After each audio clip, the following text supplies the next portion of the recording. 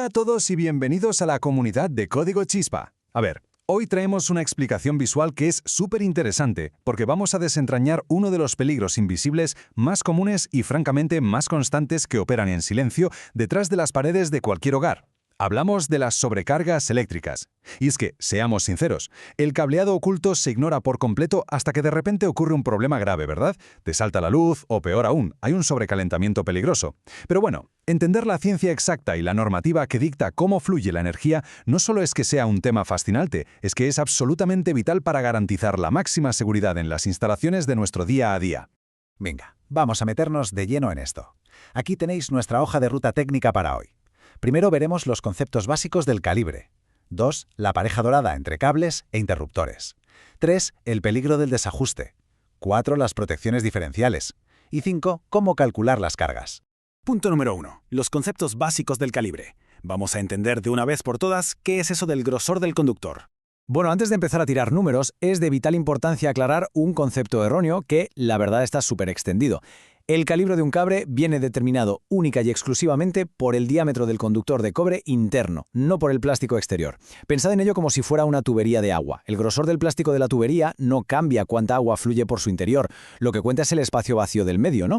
Pues con la electricidad pasa exactamente igual. Mientras que un aislamiento exterior más grueso sirve para aislar voltajes más altos, es estrictamente la sección transversal del material conductor la que nos va a decir cuánta corriente puede transitar por el cable de forma segura sin generar un calor destructivo. Lo que resulta súper curioso de esta regla fundamental, y que suele liar bastante a la gente al principio, es que va al revés de lo que dicta la lógica. En el sistema de calibres, cuanto más pequeño sea el número, más grueso será el cable, y por lo tanto, mayor será su capacidad para transportar la corriente. Por el contrario, un número más grande indica un cable muchísimo más fino, con una capacidad de corriente significativamente menor. Es una relación matemática inversa que es literal, absolutamente crucial memorizar para entender todo lo que viene ahora. Pasamos a la sección 2, la pareja dorada, o sea, cómo emparejar correctamente los interruptores y los cables. Y aquí es donde la magia ocurre. Esto ilustra a la perfección nuestra regla de oro, la guía definitiva que mantiene las casas a salvo del fuego. Las parejas inseparables de los estándares de seguridad eléctrica. Fijaos bien, un interruptor de 15 amperios siempre requiere un cable calibre 14, que es lo normal para los circuitos de iluminación. Para los circuitos de 20 amperios nos exigen un calibre 12, que viene siendo la columna vertebral de los enchufes generales. Cuando ya subimos a 30 amperios, se usa el calibre 10, indispensable para aparatos que tiran mucho como los microondas. Una demanda de 40 amperios pide un robusto calibre 8, usado típicamente en acometidas generales. Y finalmente, 50 amperios requieren un calibre 6 para circuitos ya de muy alta potencia. Y un detalle técnico súper importante. Esta misma lógica se mantiene idéntica ya usemos interruptores monofásicos, bifásicos o trifásicos. La regla del cobre no hay quien la cambie.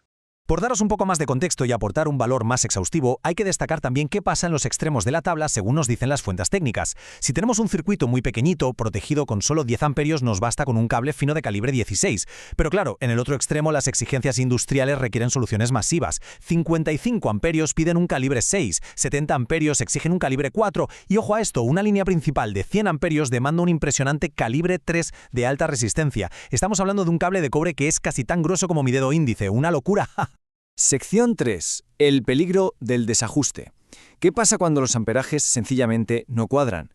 Vale, aquí nos ponemos un poco más serios porque toca hablar de precaución y de la cruda física que hay detrás de los incendios eléctricos cuando nos saltamos las reglas.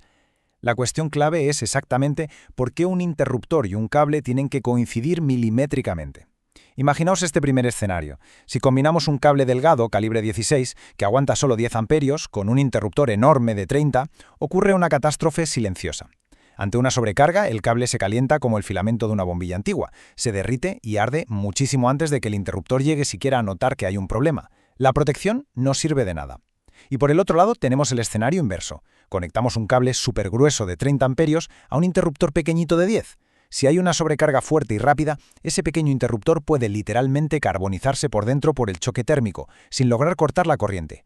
En ambos casos, el desajuste tira al traste todo el sistema de seguridad de la red. Pasamos a la sección 4, las protecciones diferenciales. Vamos a ver cómo asegurar el sistema al completo. Dejamos a un lado los circuitos individuales para enfocarnos en el gran jefe del cuadro eléctrico, el interruptor diferencial principal, que está diseñado específicamente para salvar vidas humanas. Aquí hay una jerarquía súper estricta. La regla de oro nos dice que la capacidad del interruptor diferencial tiene que ser obligatoriamente igual o un pelín superior a la del interruptor termomagnético general que le precede. Si le ponéis un diferencial con un amperaje menor, es un error gravísimo. Básicamente forzáis este dispositivo a trabajar continuamente al límite de sus posibilidades. ¿Y qué pasa? Pues que estará saltando todo el rato, dejándonos a oscuras, y al final se destruirá físicamente por agotamiento térmico. En el mercado actual, operando a 220 voltios, los estándares nos lo ponen bastante fácil. Un diferencial de 25 amperios maneja sin problema unos 5.500 vatios, ideal para un apartamento pequeñito. Subiendo de nivel, el diferencial de 40 amperios, que soporta unos 8.800 vatios, suele ser la opción más equilibrada y recomendada para casas modernas, sobre todo si hay aire acondicionado o vitrocerámica. Y ya en el nivel superior tenemos el diferencial de 63 amperios, que gestiona cerca de 13.900 vatios, una brutalidad reservada para casas grandes con un consumo simultáneo bestial. Y llegamos a la sección 5, calculando cargas. ¿Cómo dar exactamente con el amperaje correcto? A ver, antes de sacar la calculadora hay que grabarse esto a fuego. Necesitamos establecer un margen de seguridad innegociable, del 20 al 30%. Jamás en la vida se debe diseñar un sistema eléctrico para que trabaje al 100% de su capacidad teórica. Este margen vital de holgura es lo que garantiza que el cuadro eléctrico principal pueda absorber esos picos repentinos que ocurren, por ejemplo, cuando arranca el motor de la nevera. Así evitamos que el sistema opere en la zona roja y que los materiales se degraden con los años. Y aquí tenemos la fórmula. Es súper metódica, precisa y solo tiene 4 pasitos. Lo mejor de todo es que no hace falta ser ingeniero ni tener herramientas raras. Solo sumar y dividir. Paso 1. Sumamos la potencia en vatios de todos los electrodomésticos que estarían encendidos a la vez. Imaginemos que nos da 3.000 vatios. Paso 2. A ese total le sumamos nuestro margen de seguridad del 20%, lo que nos deja en 3.600 vatios. Paso 3. Dividimos esa cifra entre el voltaje de la red, que aquí son 220 voltios. 3.600 entre 220 nos da algo más de 16 amperios. Y por último, paso 4, con esa cifra elegimos el tamaño comercial del diferencial que le sigue por arriba. Si tenemos 16 amperios, el diferencial de 25 sería la opción absolutamente perfecta y segura. Y bueno, recorrer todas estas especificaciones técnicas y entender la física pura de nuestras instalaciones nos lleva a una reflexión final que no podemos pasar por alto. Cuando miráis a vuestro alrededor, en los espacios donde vivís o trabajáis cada día, ¿están verdaderamente protegidos los cables detrás de estas paredes?